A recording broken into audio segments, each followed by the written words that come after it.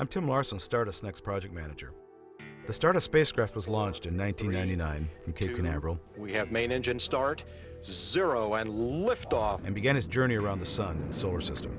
On the way to its primary objective, Comet 2, it had the opportunity to fly by an asteroid called Anne Frank and take some images of that asteroid as it flew by. Then it continued orbiting the sun, getting closer and closer to 2, taking images of the comet as it approached and then departed. And at the same time, it had a sample collection capsule open, collecting dust samples from that comet, and that was returned to Earth in January of 2006. Those samples are still being analyzed today and yielding very interesting results.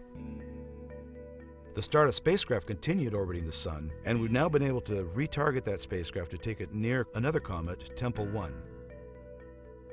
Its closest approach to Tempel 1 will occur on February 14, 2011, approximately 8:30 in the evening Pacific time. The spacecraft will fly by 200 kilometers from the nucleus of this comet and will take 72 images of the comet that it'll store in its onboard memory. And it'll point the high-gain antenna back at Earth and replay all those images to the ground over the next 12 or 13 hours. After the images are safely received on the ground, it will continue taking outbound images of this comet for a few weeks until the fuel tanks will be almost empty, and at that point the spacecraft will essentially be retired after long duty and 2 very successful missions for NASA.